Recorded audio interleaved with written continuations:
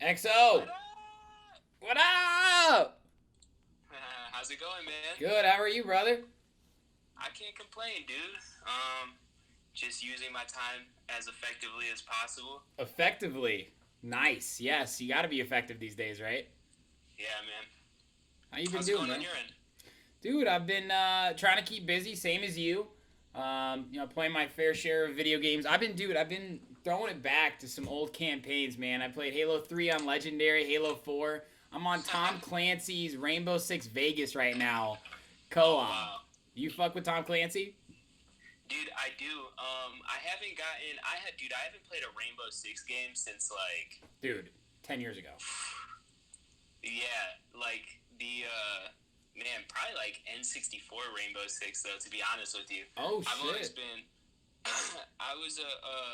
I'm a Call of Duty player, Yeah. and then when the battle royale started coming out, like I was into Fortnite, and then my boy told me about PUBG. Yeah. So then I got on PUBG heavy, and then when Call of Duty started coming out with their stuff, then I switched back over. Yeah, you still been getting your Tuesday video games in? Is that the right day? Tuesday is all video games, right? Well, it was, but now, oh shit, Jesus Christ, that's bright. Um, so now it's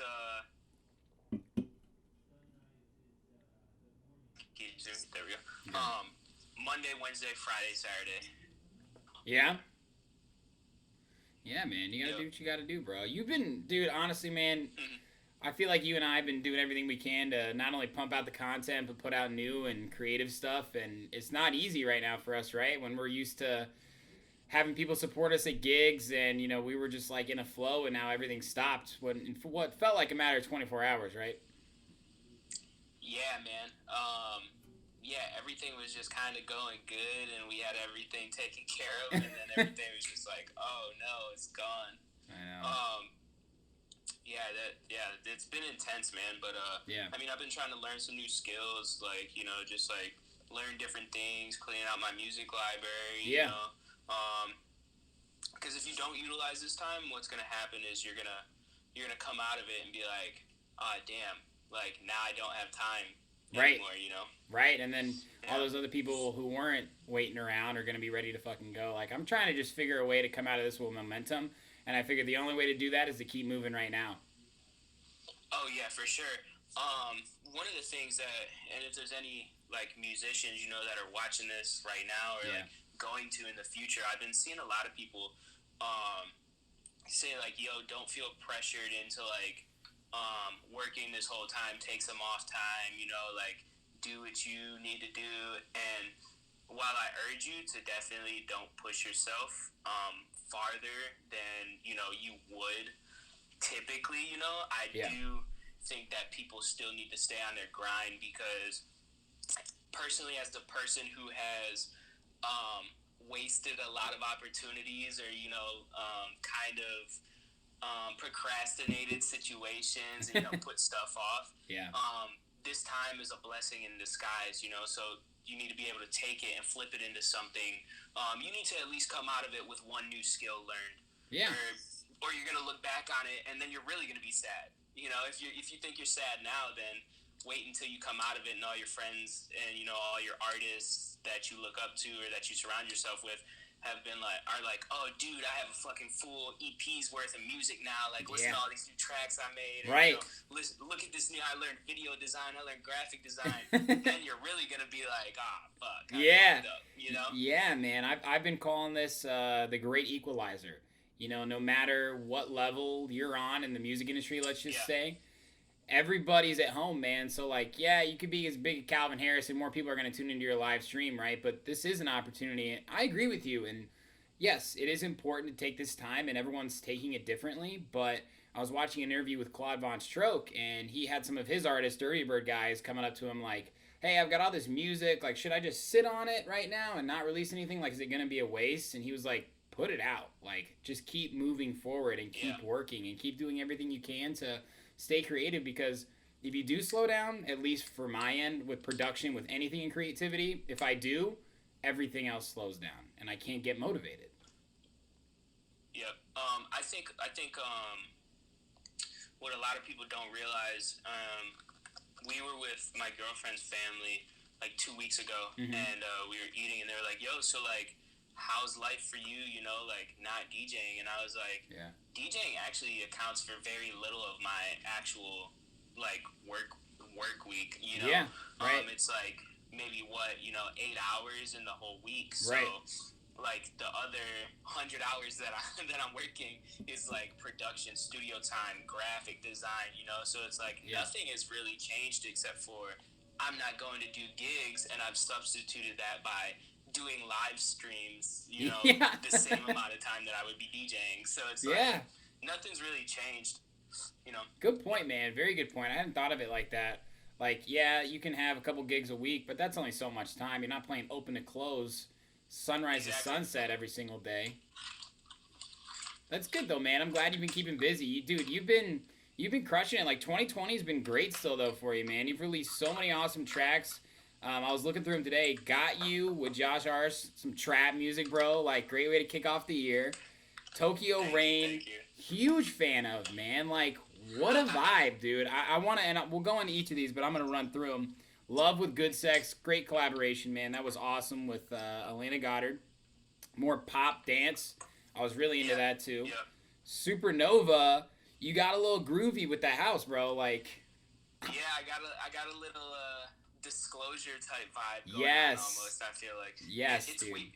It's weird because on that track I submitted it to a lot of playlists and a lot of people, and they were like, "This is sick, but we don't really know what to do with this because it has so it's like four different songs in one, Yeah, So it does have a yeah, lot of elements for sure. I mean, dude, that's honestly that's my type of music. Like, maybe not necessarily that I bang at the club, but that I like to groove to enjoy. I mean, that's something that I would put on going to do something. You know what I mean? So yeah. props to you on that. That's probably my personal Thank you, bro. favorite. But and then dude, Move with some kid, man. Some UK garage night bass, bro. Like when you sent that to me, I was like, what? Apollo's making fucking bass music too here. Like that's what, 5 releases, and they're all different genres, dude. And I remember when I Yeah, interviewed you, we were talking about how you're always exploring new avenues, and I love that, dude. thank you, bro. Yeah, it's been a big Um, year, man. Which one of these tracks means the most to you right now, or which one are you most excited about still?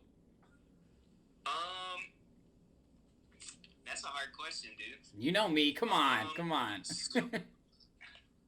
I think Supernova is my baby because I made that. That was the first track I made when I went to LA last year for that like 3 or 4 months that I was out there. Right. Um, so that one means a lot to me because there's 12 there's literally 12. I think that final version is version 13 Yeah. of that song. Version So it 13. was a song that I never thought was gonna come out. Um, and one day I just called Izzy and I was like, "Yo, we need to get in the studio and figure this out."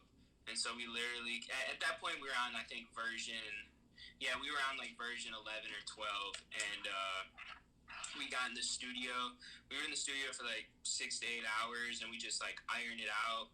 And he's really particular with his music, and I mean you have to be, and Yeah. I am too. But he's particular in like a more particular way than I am. Right. So we made a lot of changes to the track, and like it was longer. I think it was like originally it was like 4 minutes, and I think it's what like right under three or something like Yep. that now. Yep. So it's like four different songs in under 2 minutes. It's like yeah, That's it was awesome, dude. intense. That's great. Is probably my baby. I love them all though. And then Move's a 2 year old track. I made that track 2 years ago. Really? And that was a track that I was sitting on for a while, and it was done, and I was just kind of unsure about it. And then I met this kid. I met some kid. His name's Jaden, and I was like, "Hey, dude, you're a pretty sick producer. Do you wanna do something to this track?" And so he put all the like the pads and stuff in there that you hear, and just made it like super dope. So that Dude, was cool too. it's really great, and I love that like you're collaborating with all these different people. I mean, even with Josh Ars, tell me more about him. Like, what's your relationship with him? Because you did a trap track, and then you did more Tokyo Rain, which was pretty vibey, chill. What was that like? What's his role? Um, so Josh is my guy. I Yeah. love him. Well, first of all, we play a lot of video games together, so that helps out the relationship a lot. Yep. And then we just vibe together really well. My manager actually manages him as well, and he was managing him before. You remember Jesse? Oh yeah, yeah, yeah. I remember you guys talking about him now, right? Yeah.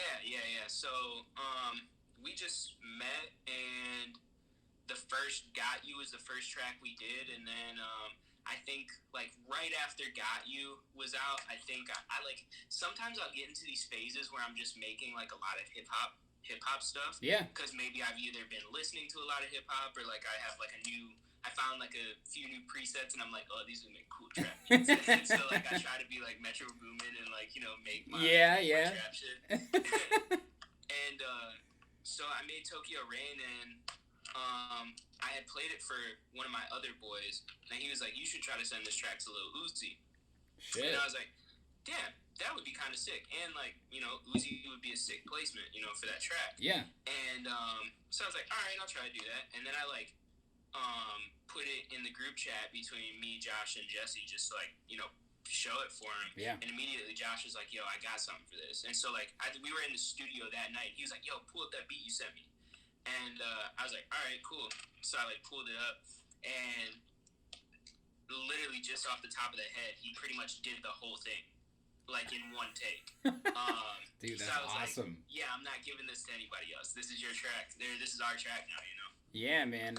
I know you're proud of that one, just kind of how you voiced the release, and I really am such a huge fan of that, man. It's got that R.I.P. Screw vibe to it a little bit, like that kind of like soulful, deep Travis Scott, but like a real dope flow to the beat. So props to you on that, man. Definitely one of my favorite productions for you, and I know you've done a lot of different stuff, but I really like Thank that. you, bro. Like from a hip hop producer perspective, man, like that's pretty fucking top of the line. So, you know, I wouldn't would you call that going outside your comfort zone for maybe someone who is, wants to prominently be a house producer from our last conversation we talked about this?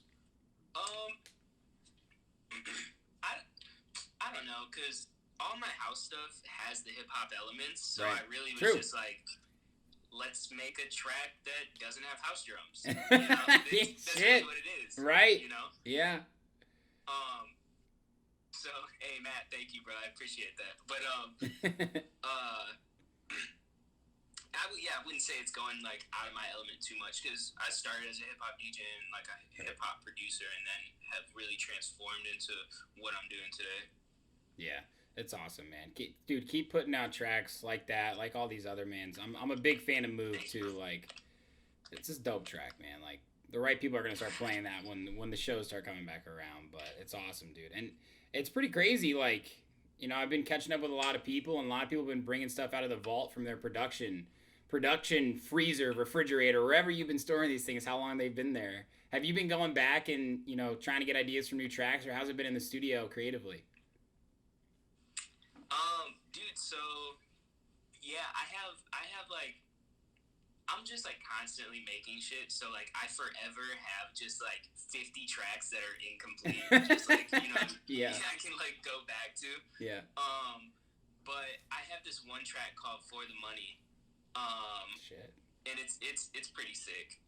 Yeah. The vocal for it is pretty awesome, and I'm going back to that track. I was actually listening to it the other day, and I was like, man, I gotta go back to this one. And then I think I sent you 3 tracks, right, that I've made. Yeah. I think it's 2 or 3 tracks that I've made during quarantine, so I'm probably gonna come out of this with an EP.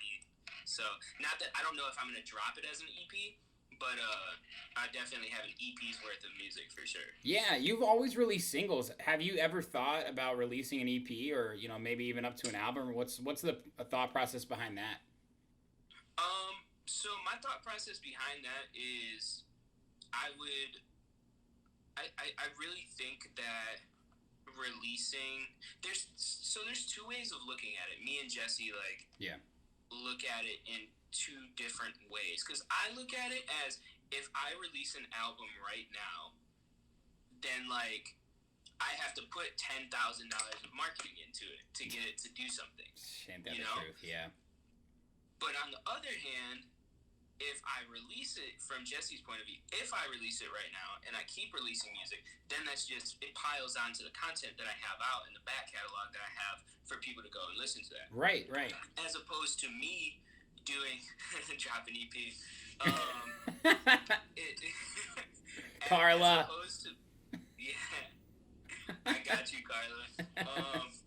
So my thought process on it is if I drop singles, then I can kind of do them spread out. If I do two, if I do 2 a month, I can do what like I think last time we talked, I was spending anywhere between 1,000 to 2,000 a single just for like marketing and everything like that. Right. And if I do it like that, then I give the song like a little more time to breathe. And I don't know. It's just I don't know. I'll probably do it. Yeah, I mean, I don't know what I'm gonna call it though. I need help coming up with a name for it. I'll try and help you. It's interesting because I put up a clip of my interview with Steve Gerrard, and he was talking about don't pigeonhole your productions, right? You may have seen it, and I've been hearing that more now than ever in regards to people trying to release a lot of different types of music, not because they don't want to actually pigeonhole themselves, was because they're exploring so many different creative routes right now as a musician and as an artist, as a creator, as a producer. And I'm right there with you, man. Like, there are two sides to the coin, and there are advantages and disadvantages. But I like your approach. Yeah, I just think that right now where my fan base is at, and since I'm known more as a DJ, like a nightclub DJ, like people would come see me for a show. You know what I'm saying? And like come see me in the club if they happen to be there. Right. I don't think my music is getting enough attention by itself to necessarily do that yet. You know, maybe in in the fall, I'll see what kind of traction I have. But as of right now, that's my main thing with doing the EP album thing is it's a lot of work to do that because it's a lot of work by itself just to do a single. You know, you have like if you're dropping a single every month, you have pretty much a month leading up to that single of marketing and promotion, or marketing and promotion.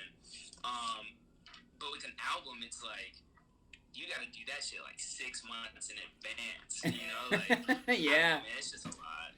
Yeah, absolutely, man. And you're kind of in like a, for lack of a better term, churn and burn stage, right? But just meaning that you're putting out a lot of content right now. You're trying to keep challenging yourself creatively, and it shows, man. So props to you and all the releases. I'm excited to see what comes too. I'm happy to know you've got an EP's worth of music right now under your belt, so that's exciting.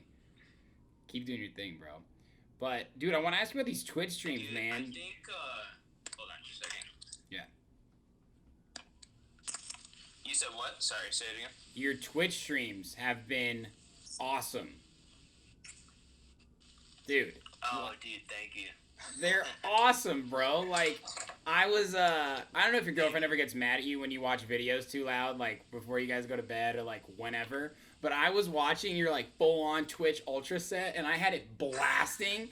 And my girlfriend comes around the corner, she's like, why are you watching Ultra right now? And I'm like, I'm not. Like, look at Apollo. And you're like, the whole crowd, dude, is going live. And you did the one in the club. Like, dude, you're doing it right, man. And when I asked you about it, I knew it wasn't going to be a simple answer, how you've been doing it. But if you could give us a spark notes on, kind of when quarantine started to where you're at now and how you've developed such a dope live stream, man, plain and simple. Yeah, so I definitely can't give you all the sauce. That's fine. That's fine. Just give me a taste, man. So essentially what it is everybody thinks that it is a green screen, which it is. So I don't know if you can obviously see the green wall behind me, which is the green screen in my studio. You can like kind of hold on. Yeah. You can like kind of see it set up right here. Right. But so the green screen is only to be able to put me in that setting. Okay. There's the stage is a 3D render. So I could have multiple camera angles on that stage, and then we have the videos in there are all being controlled by us. And that's how you could see like when I would do the hands up thing, it would flash on all the screens. Yes. And I have the fire, and everything. Dude. So that's all controlled by us. It's not an overlay. It's not a pre-recorded video. It's all like the stage is a 3D render that you're viewing it from a 2D space. So that's why it looks like it's 2D, Yeah. but it is actually a 3D render. And then like the fireworks and everything like that, all on cue, are all just different things that we're able to queue up and put in the program. And we have a lot of programs tied into OBS too, that run off like NDI sources. Okay. So like, I don't know if you know what an NDI source is, but essentially it's like, say you want to broadcast from Ableton, and you broadcast to an NDI source, which is a virtual. It's almost like a virtual, output. There we go. And then OBS picks up that virtual output on an NDI input. That's what allows you to like queue up visuals and stuff. It's a lot, bro. I do. It takes me about I want to say a week, to get everything set up and then built out and queued up and videos in place. Because at the same time too, I'm broadcasting at 1080p, like the highest level audio output and everything. So I also can't overload OBS, or else then my CPU shoots up. I actually have a streaming tower, like an actual built streaming tower just for it. So my computer runs it, I think 20% with all that. Yeah, so it's a monster. Dude, I didn't think it was an easy process just from looking at it. And you know, there's a lot of people out there doing live streams, including myself, and I'm trying to make them as interesting as I can with what I've got. But you know, I just from a fan's perspective, man, like it's so fun to watch. Like it made me feel like I'm at the festival, like I'm at the club. I love the one where you were doing that you just did with like video game backgrounds, like Dragon Ball Z, like Mario Kart, dude, all that stuff, like.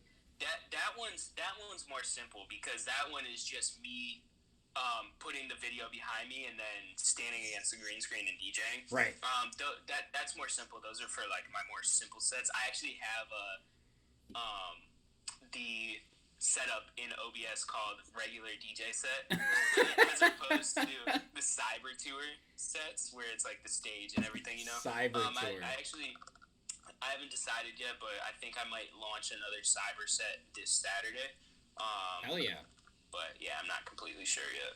It's only Wednesday, right? I can't remember what days it is anymore, dude. Yeah, I was just asking today. I was like, before you had texted me about like confirming the interview, I was like, I feel like there was something I was supposed to do today. Today's Wednesday, right? Dude, it's disturbing. Like Tuesday through Thursday is like, I don't know what day it is, and even Monday. But here we are, man. Yeah. It's crazy, but dude, I seriously am such a huge fan, and like, it obviously has been a little bit of a challenge for you. So props to you for saying, "Fuck it, I'm gonna do it live," basically, right? Yeah. Dude, it's definitely been a hassle. Sorry, I'm looking for my plug that like lets me charge my phone and listen to you at the same time. I dropped my phone in a hot tub like 2 years ago. Yeah. Not 2 years ago, like last April. And so now if I turn you up all the way on my volume, then my phone just shuts off. So I need to be able to hear you. That's okay. And charge my phone. Whatever, I'll just listen real closely. What percent are you at? We'll make it happen. There we go. We're good. We're good. I only had a few more questions anyway. I dude, because I'm trying to get in this OBS stuff. Like, I want to make it a little more interesting on my end, just like with putting up a logo and stuff. And it's crazy because now all of a sudden, like I said earlier, the great equalizer, now every DJ is trying to figure out how to live stream. And so many people are either A, doing it wrong, B, like think they're doing it right, or C, are like on your level. It's like, I took some time and I figured this shit out. So anybody who watches this now or afterwards, take the time to do it right. Yeah, I would definitely take the time to do it right. But at the same time, too, if something's working for you that somebody else isn't doing, don't feel like you have to, be like, don't feel like you have to paint a green screen in your house. Like, like, don't feel like you have to do that. If you're standing in your living room or your kitchen, your balcony, and like people are tuning in and having a good time, and like you walk away from it feeling like, yo, like that was fun, then fuck it. Like, let that be your thing. Yes, I love Because at that. the end of the day, it's like what people don't realize is it's about the interaction between like me and the crowd. Like, Dude, for sure. who's such an amazing live stream is Heavy. Dude, He has such an amazing live stream on Twitch, and I'm so blessed he's my best friend. Like, been my best friend for like 7 years now. yeah. And to be able to watch him grow his Twitch channel to like from like 0 to 4, he has over 400 people. Really? That, like, And they all tune in like, too. A bunch of subscriptions because of the interaction. He's such a good person, and like it's so fun to sit there and watch him DJ, and he's like interacting with the crowd, and you feel like you're in a nightclub, bro, and like, like he's DJing, I'm sitting here drinking, having a good time. Yeah. Like, that's what it's about, bro. You don't have to have a fucking $1 million production setup and like a green screen and all that shit. Like, if it works for you and people fuck with you and like you're having fun and they're having fun, that's what it's about, bro. I agree, man. And Heavy does make him so fun, right? Like, you enter the room, he's like, oh shit, we got Apollo, we got Sherm here. I'm like, Yeah, damn, exactly. I just stepped in the club. All right, we're here.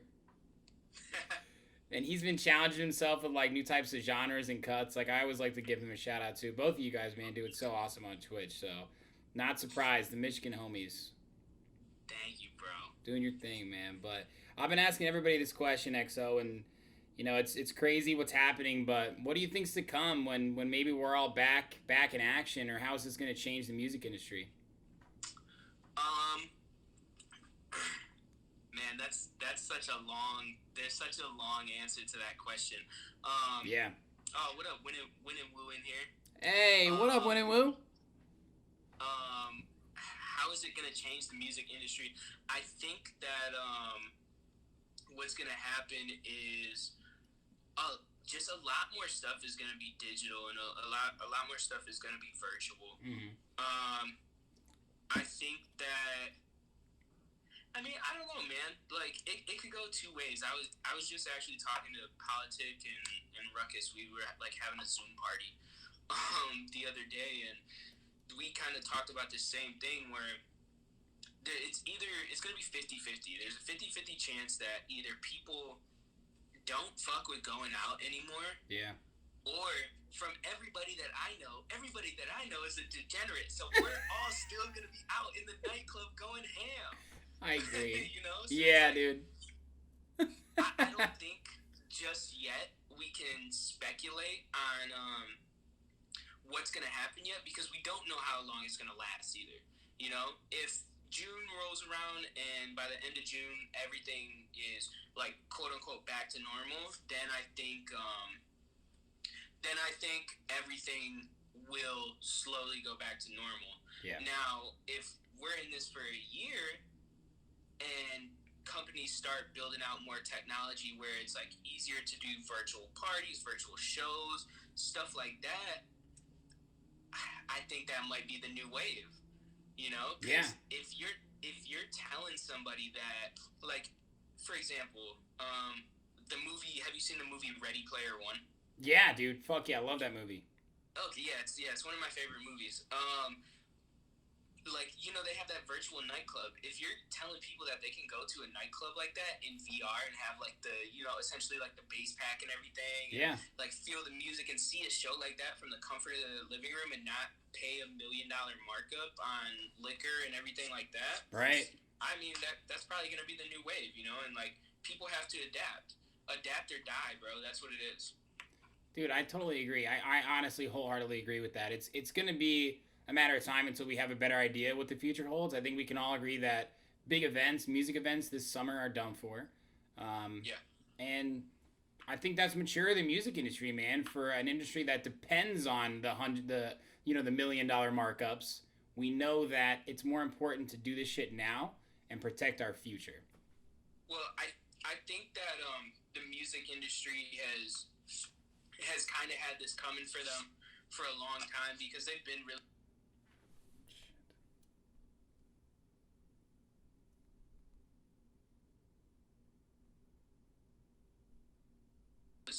historically have always been really slow to adapt.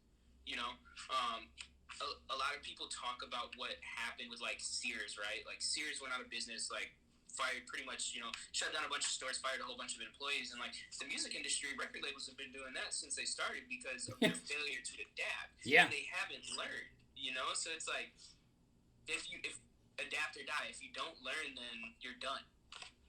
It's true, man, and it honestly circles back to what we originally said. It's like you need to figure out a way to stay motivated and stay relevant and come out of this with momentum, and you have to adapt or you'll die. And I asked, I've been talking to so many people about what they think is going to happen, man, like DJs, management, back end people, and the common theme is there's going to be people that can't make it through this, right? Like monetarily, creatively, motivationally, and only strong will survive. And you can take the word strong however you want, but the meaning to me is people who are willing to work for this shit. Yeah. You know what I mean? I agree. Completely. Yeah. So we'll see, man. We'll see. But, in the meantime, we'll keep doing our live streams. We'll keep having a good time. We'll keep playing video games. It hasn't been that long, but it feels like it's been forever. So I'm doing what I can to stay sane. Yeah, dude.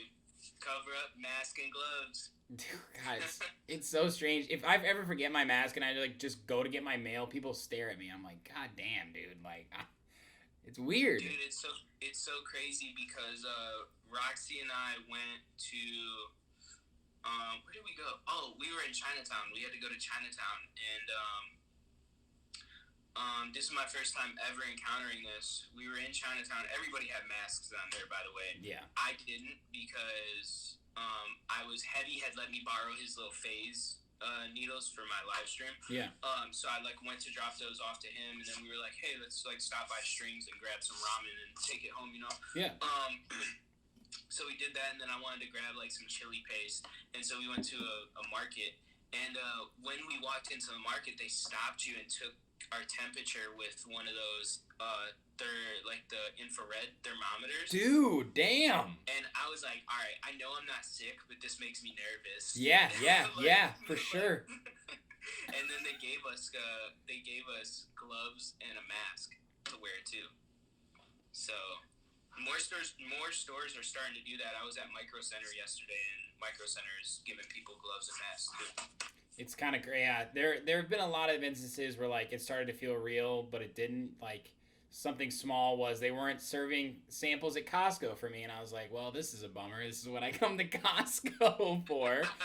And then it was like, all right, my trip to Thailand when my girlfriend got canceled, this sucks, And now it's all these festivals this summer are getting sucked, and now when things like that happen, right? It really tangibly affects you, someone taking your temperature with a radar gun. It's crazy, dude, but yeah, it was just interesting because I was like, that's crazy. I've never had this happen to me before, and I didn't think it was gonna happen. Yeah. Absolutely, man.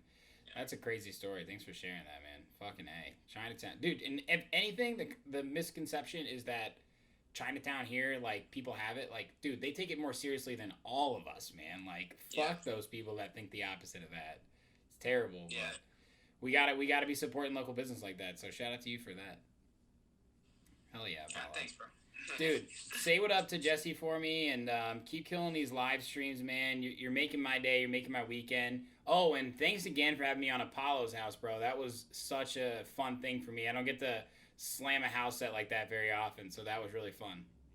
Dude, no doubt. I actually I've missed the Apollo's house the last 2 weeks because I've been so busy with live streaming and trying to get the stream set up. Sure. I'm working actively every day to make new graphics for it, or new little overlay things for just the regular sets, just little things that pop up, or get everything set up. So the last 2 weeks I've missed Apollo's house, so I need to upload. I need to get about that. Sorry, bro. Sorry. Yeah, dude. It's Oh, there you go. Am I back? I'm back. Yeah. God. It is crazy, dude. But fuck. Yeah, dude. The Twitch has been so sick, man. So keep killing that. Seriously, for everybody that watches it too. you're literally DJing on Ultra Main stage, and I felt it. I don't care if it looks 2D, dude. It was dope. Like your graphics, like the fire going up at the drops. I was like, what, dude? Is Jesse pushing the big red button over there, like taking shots? Like, Yeah, no, it's funny because I do have one. It's titled "The One with the Fireworks" and the everything. Is titled "Do Not Press This," because it's like they only do the fireworks once at Ultra. Yeah. So like I was like, dude, if we do it now, we can't do it again throughout the stream. So it has to be at like the biggest point towards the end. Do not press this. I love that, man. It's like you guys are backstage either way. Yeah, yeah. Hell yeah. Well, thanks for taking some time with XO. It was so good to catch up, bro. I'm really excited about all your music for the rest of the year, and I'm keeping myself busy with your live streams and your music in between. So props to you again, brother. Awesome, bro. Thank you so much. Hey, thanks for having me on too, bro. Dude, of course, man. It's always good to catch up with you, man. I'll talk to you again soon. All right, dude. Peace. Peace, Paulo.